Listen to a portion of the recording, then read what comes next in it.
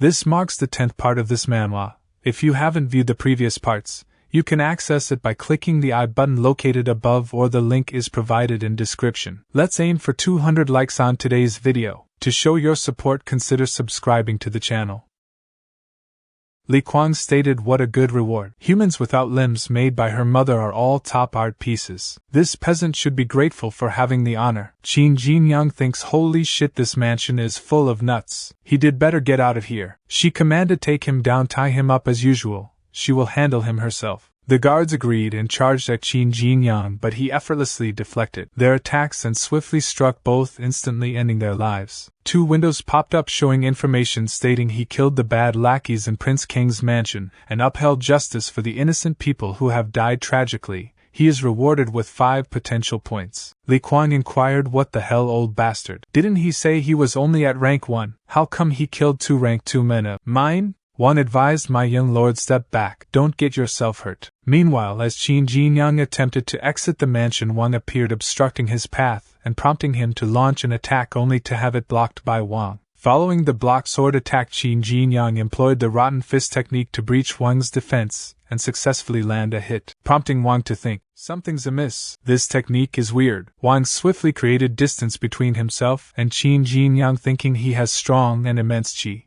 No way could he only be a rank 1 martial artist. He must fight him with his full might. Wang lunged forward at tremendous speed, catching Qin Jinyang off guard with an attack that pinged him down with immense force, shattering the floor beneath. Qin Jinyang, think, what technique is this? His body is as hard as a stone, and he also suppresses his qi. Wang declared he have great potential. Given time, he will be very powerful and promising. Unfortunately, he can only stop here. Li Kuang praised, "Well done, old man. This bastard killed 2 of his good subordinates. You must torture him. Break his legs first. Hurry up." Raising one hand, Wang aimed to fracture Qin Jinyang's leg, stating, "Don't blame him," as he prepared to attack. However, Prince Kong intervened, inquiring, "What's going on here?" He addressed Wang, saying, "Mr. Wang, he just heard that a disciple of the doctor cured her wife, so he came here to take a look." "Why is he bullying him?" Wang immediately knelt before Prince Kong and greeted him by saying, "Royal Highness." Consort Kong interjected, stating, "Mr. Wang didn't bully him. The disciple of the old doctor insisted on showing his martial arts skills to me, so Mr. Wang is competing with him in martial arts now." Li Kuang questioned, saying, "Mom, aren't they going to cut off his hands and feet?" Meanwhile, Qin Jinyang observed Prince Kong and thinks, "So this is Prince Kong. He looks kind and easygoing. Wait, there seems to be something wrong." Prince Kong and Consort Kong both have single eyelids, which is the most common in the world.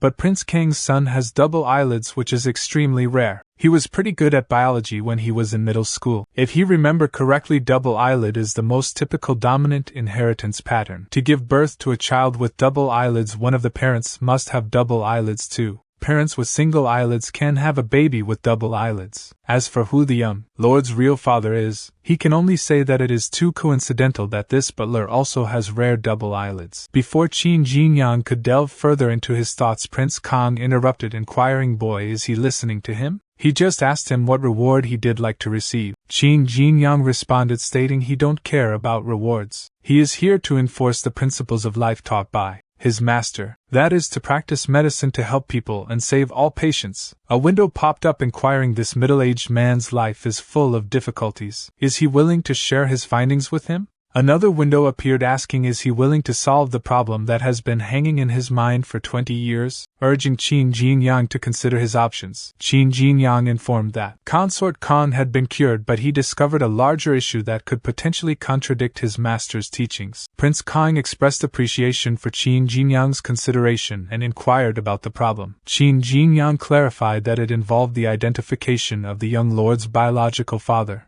as he believed it was crucial for the young lord to live without confusion. This statement momentarily silenced everyone present. Prince Kong declared he is the young lord's father, to which Qin Jinyang clarified that he meant the biological father. Li Kuang angrily threatened Qin Jinyang, but Prince Kong intervened, stating that discussing the prince's family affairs would result in punishment. Qin Jinyang asserted that he could provide evidence to support his claim. Consort Kong laughed at Qin Jinyang's statement, and Li Kuang turned to his mother for answers. Consort Kong agreed to give Qin Jinyang a chance to provide evidence but warned him of the consequences if his claims were proven false. She asked if his evidence was ready and Qin Jinyang explained the method of using blood to determine the parent-child relationship. He believed that everyone was familiar with this method. Consort Kong dismissed his idea, confident that she had already tried this method multiple times privately, and the blood always blended well. Prince Kong warned Qin Jinyang for the last time, offering him a chance to stop and promising to intercede with his wife to pretend that nothing had happened if they were to proceed with the blood test. He will be in danger. Qin Jinyang interrupted the conversation, asserting, "Don't worry. If he is speaking nonsense, he have every right to take any action against him." Prince Kong and Li Kuang responded by simultaneously dropping their blood into the bowl, displaying their conviction. A little later of waiting, both Li Kuang and Prince Kong were shocked at the results. Prince Kong stated, "It doesn't blend?" Qin Jinyang thinks this method has been proven to be very unreliable by modern science. In most cases human blood will blend, but it's easy to make them not blend. If the bowl is cooled in advance, and the water inside the bowl is kept cold, the blood that drips into the bowl will coagulate slightly and not blend at all. He used the ice lotus armor to cool down the bowl while preparing it, so he didn't have to do anything when they dripped blood. Qin Jinyang then announced, "Here's the evidence. Their blood does not blend." Li Kuang is not Prince Kang's son. Li Kuang, feeling angered, exclaimed, "Bastard, let him see what trick he have played. He is sowing discord between him and his father." Qin Jinyang sternly replied, "Young lord, he cannot make irresponsible remarks. Many martial artists present are more powerful than him. He bet they know whether he played tricks or not." Wang chimed in, stating he didn't feel any fluctuation of qi, so he did not use any techniques. Meanwhile, Consort Kong couldn't understand how this could happen. She had tried the same method before, and their blood had blended. She wondered if Qin Jinyang's method was truly different, and if he could indeed tell if they were father and son.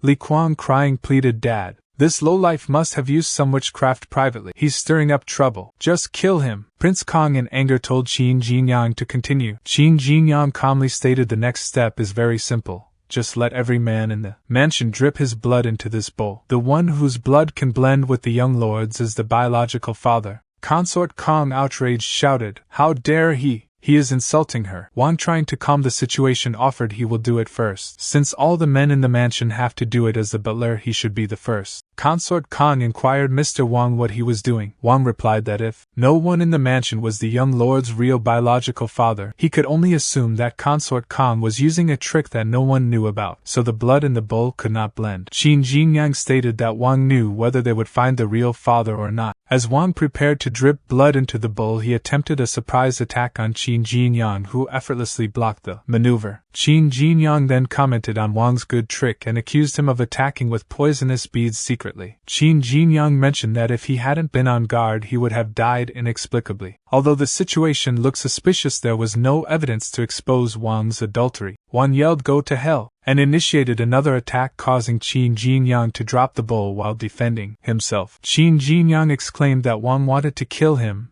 and called him a bandit instead of a butler. Wang told Qin Jinyang to cut the crap and mentioned that if it weren't for him, all these things wouldn't have happened. Meanwhile, Qin Jinyang thinks that he was going to lose. The battle was disrupted when an elderly maid landed an attack on Wang. The elderly maid scolded Wang for fighting in front of Prince Kong and declared that he must die. Qin Jinyang thinks that he didn't expect the old maid serving Prince Kong to be so powerful, and that he didn't even see how she attacked Wang. He estimated that she was at least at rank 5 in terms of strength. With Wang lying lifeless on the floor, Consort Kong confessed that the servant had raped her in the past, and she had no choice. She had been trying to tell the truth over the years but had been threatened by Wang. She also mentioned that she had always wanted to kill Li Kuang but was prevented from doing so by the servant's threats. Li Kuang inquired Mom what she was saying, and Prince Kong declared that no one would harm his own children, and regardless of Li Kuang's father, he is still her son. However, Prince Kong was astonished that Li Kuang was being abandoned so she can protect herself. He ordered for her to be imprisoned in the dungeon she had constructed and for his hands and feet to be severed,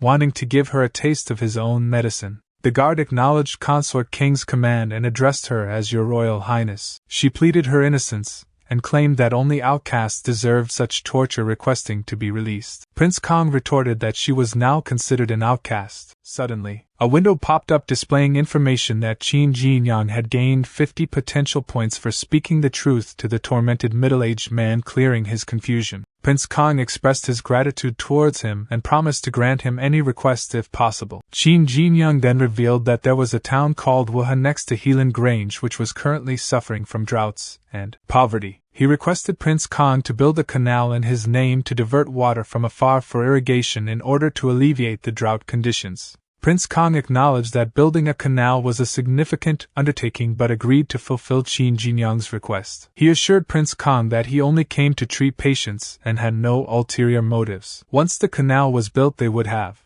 no further dealings with each other. Prince Kong praised Qin Jinyang for his talent, intelligence, and concern for the people, promising that the canal would be completed within the year. As Qin Jinyang returned to Helan Grange, he pondered if there's a canal that the farmers use to irrigate crops, he can potentially gain points. It's like a perpetual potential point machine. What a great opportunity. Shortly after, Qin conveyed his appreciation, saying, "Here is Helan Grange. Thank them for escorting and please return to Kong Mansion."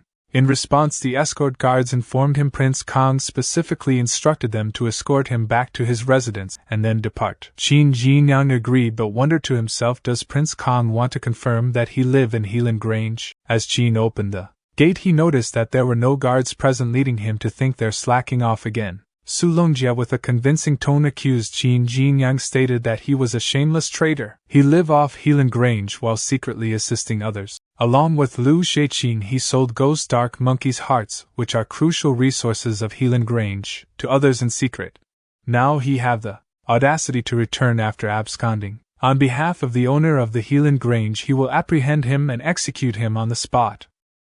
Su Longjia and the guards from Helan Grange obstructed Qin Jinyang's way to his residence. One of the escort guards of Prince Kong stepped forward and stated Prince Kong ordered them to escort the disciple of the doctor back to his residence. Why is he blocking them? One guard inquired, what is the disciple of the doctor? The second guard stated he haven't heard of it, but Prince Kong is a big shot. Qin Jinyang has a powerful background. Su Longjia stated he don't care if he's a disciple of the doctor. Qin Jinyang is a member of Helan Grange. Even Prince Kong should not interfere in our internal affairs without authorization. Su Longjia announced, listen up. The owner of the Helan Grange will offer those who take this thief down a large reward. The escort guards positioned themselves for a fight and stated who dares to hurt him. The owner of Helan Grange inquired what's going on, and the guard respectfully greeted him. Su Longjia thinks he wanted to kill this bastard in the name of the owner, but Prince Kang's men meddled in it, and the owner came here and cursed him. The owner of Helan Grange stated Longjia he did ask him to investigate the matter of selling ghost dark monkeys' hearts secretly, but he also asked him to report to him as soon as he found something. Now he is facing off with the people from Prince Kang's mansion on his behalf. What the hell is going on? Su Longjia stated, sir, he was eager to kill the traitor and he didn't want to disturb his rest. That's why he brought guards to arrest the traitor in his name without telling him. He have found out that the thief who sold ghost dark monkeys' hearts to others in secret is Qin Jinyang. He used to be a disciple of Star Hall. When he was in Star Hall, he once went to Ghost Dark Cave. Unexpectedly, he has always coveted Ghost Dark monkeys' hearts. Qin Jinyang didn't excel in martial arts, so he colluded with the four swordsmen and Lu Sheiqing. The four swordsmen killed monkeys and took hearts in the cave, while Lu Sheiqing and Qin Jinyang secretly sold hearts to the Bright Cloud sect. The traitor Lu Sheiqing wrote a confession before committing suicide in the penalty hall. It says how he colluded with Qin Jinyang. This is irrefutable evidence. Qin Jinyang stated that Lu Sheiqing was dead, allowing others to say whatever they wanted. Su Longjia was about to express his anger but was stopped by him. The owner of Helan Grange announced that the guys from Prince Kang's mansion should have heard the news. He claimed that the hearts of ghost dark monkeys were the most valuable resources of Helan Grange, and they had the right to detain Qin Jinyang for interrogation. He assured everyone that they would prove his innocence if he truly was innocent. However, if he had sold the hearts, he hoped Prince Kong would understand the actions he would take. Su Longjia thinks about what would happen when Qin Jinyang entered the penalty hall. The escort guards agreed that it was okay.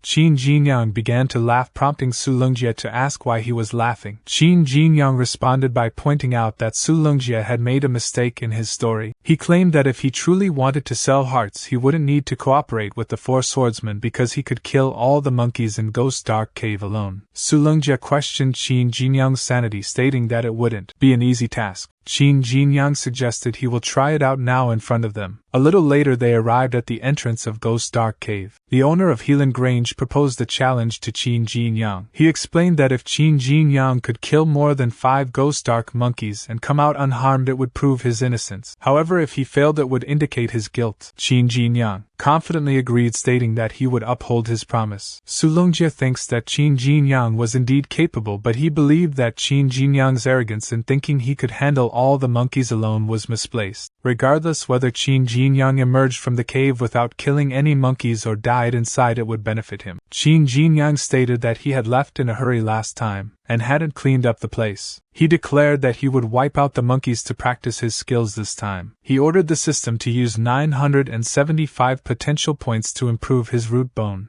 The system window popped up, displaying the results that his root bone had made a breakthrough. It informed him that his current root bone was at the golden branch level, which had cost him 800 potential points. Another window showed information stating that if he wanted to upgrade his root bone to the white jade level, he had to break through to rank 3. Qin Jinyang stated that the prerequisite for the white jade level root bone had changed, and he no longer needed to practice martial arts, but instead improve his rank. His profile window popped up, revealing that he was the disciple of Hoshing Hall in Helan Grange, with a golden branch level root bone completed 799 out of 800, fully mastered Great River Technique, perfection in Dust Arts, Rotten Fist, Black Feet, Boiling Demon Tiger, Collapsing Blade and Ice Lotus Armor, and had 175 potential points. Qin Jinyang nonchalantly stated that the golden branch level root bone was enough to deal with these monkeys. A little later, the fourth brother of the 4 swordsmen concealed behind a rock, gasping for breath. The fourth brother stated that he thinks he was okay now and urged his companion to go.